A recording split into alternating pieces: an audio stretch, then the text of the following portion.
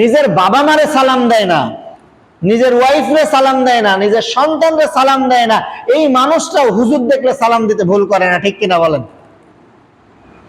কথা ঠিক বলতেছি? এই সালামের অর্থ কি? আসসালামু আলাইকুম ওয়া রাহমাতুল্লাহ, আল্লাহর পক্ষ থেকে আপনার প্রতি শান্তি বর্ষিত হোক। এই সালামটা এত সুন্দর একটা চমৎকার দোয়া, আসসালামু আলাইকুম ওয়া রাহমাতুল্লাহ, আল্লাহর পক্ষ থেকে শান্তি বর্ষিত হোক, ওয়া রাহমাতুল্লাহ, আল্লাহর পক্ষ থেকে রহমত বর্ষিত হোক। চমৎকার একটা দোয়া না? আপনি মসজিদে এসে বলতেছেন, মাদ্রাসায় গিয়ে বলতেছেন, জালসাতে গিয়ে বলতেছেন, বিভিন্ন খানকায় গিয়ে বলতেছেন যে হুজুর আমার ওয়াইফের জন্য একটু দোয়া করেন, হুজুর আমার সন্তানের জন্য একটু দোয়া করেন, হুজুর আমার জন্য একটু দোয়া করেন যাতে আমি ভালো থাকি, আল্লাহর রহমত থাকে আমার প্রতি, বলি না?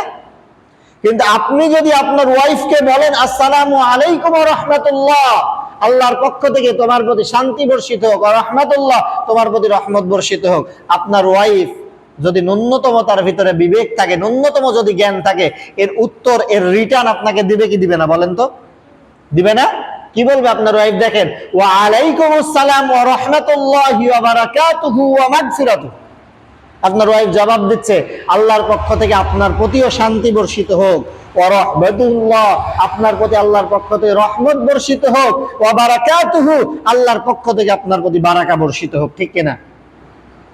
তাহলে এই যে একবার চিন্তা করে দেখেন, আপনার সন্তান আজকে মাদকাসক্ত হয়ে গেছে, আপনার সন্তান আজকে আপনার কথা শোনে না, আপনার সন্তান আজকে আপনার সাথে ভালো ব্যবহার করে না, আপনার সন্তান আজকে আপনার সাথে বেয়াদবি করে, আপনার সন্তান আজকে ঠিক মতো পড়াশোনা করে না, আপনার সন্তান আজকে ইসলামী অনুশাসন মেনে চলে না, আজকে আপনার সন্তান আপনার যে ইসলামী কালচার, সেই কালচারটা ভুলে গেছে, আপনার সন্তান আজকে বড়দের সম্মান করে না, আপনার সন্তান আজকে ছোটদেরকে স্নেহ করে না। কেন করে না?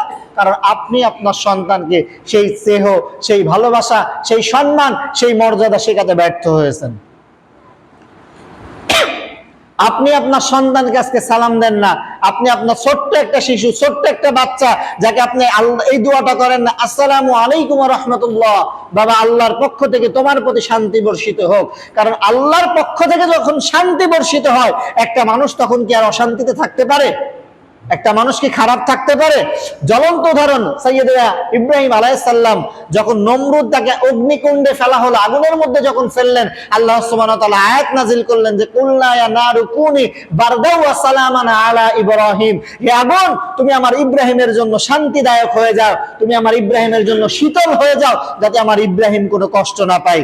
তো এই যে আল্লাহর পক্ষ থেকে যদি কারো প্রতি শান্তি বর্ষিত হয়, তাহলে আগুনের মধ্যেও ভালো থাকা যায়। তার জ্বলন্ত উদাহরণ সাইয়েদনা ইব্রাহিম আলাইহিস সালাম।